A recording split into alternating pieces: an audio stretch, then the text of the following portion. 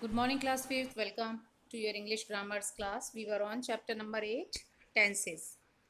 In previous class, we have learned about present perfect continuous tense. ठीक है, आज हम कंटिन्यू करेंगे क्लास को with past perfect continuous tense. तो past perfect continuous how to identify देखते हैं क्यों यूज करते हैं सेंटेंसेस को. We use the past perfect continuous tense to express an action that began before a certain point in the past and continued up to the point. यानी कि इसमें क्या होता है कि जैसे present continuous perfect continuous tense में क्या था कि उसमें एक कार्य जो शुरू तो हुआ है पास्ट में, लेकिन work is still going on in present time. तो प्रेजेंट टाइम तक चल रहा है, पास्ट में स्टार्ट हुआ है. लेकिन यहाँ पर क्या था, पास्ट परफेक्ट कंटिन्यूअस में क्या है कि पास्ट में ही शुरू हुआ और पास्ट के ही किसी निश्चित समय तक वो चलता रहा. ठीक है, तो ये this is the main difference between the past continuous tense and present continuous tense. ठीक है, तो पास्ट में पास्ट की बात हो रही है, लास्ट में रहा था, रहे थी, रहे थे वही आते हैं, जैसे उसमें रहा है, रही है, रहे आते हैं. लेकिन यहाँ पर भी कार्य के बारे में बताया गया है कि कार्य कब शुरू हुआ था. She had been studying for an hour before she went to bed. वह अपने बेड पर जाने के 1 घंटे पहले से गुड़ियों से खेल रही थी. मतलब कि यहाँ पर भी सिंस और फॉर का हम जो है यूज करते हैं.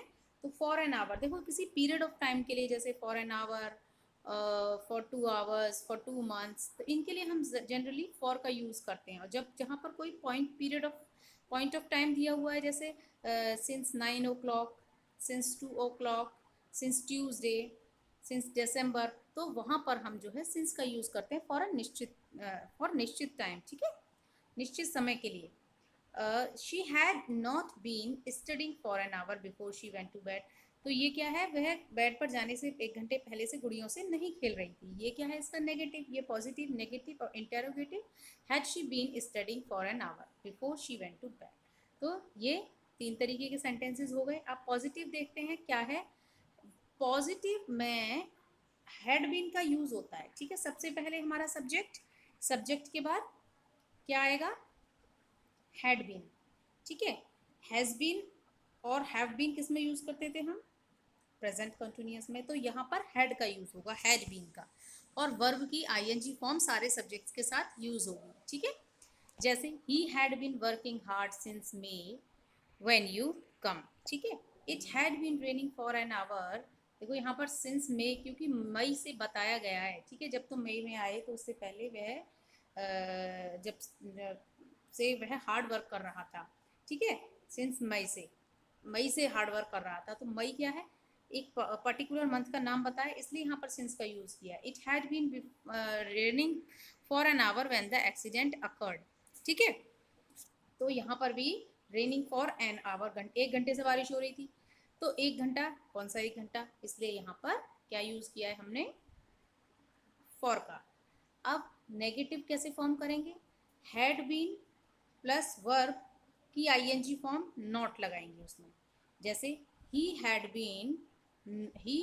नॉट बीन, तो हैड के बाद यहाँ पर देखिए हैड और बीन के बीच में यहाँ पर क्या लगेगा, नॉट लगेगा. क्या लगेगा, नॉट लगेगा. ठीक है, नॉट लगाएंगे इनके बीच में.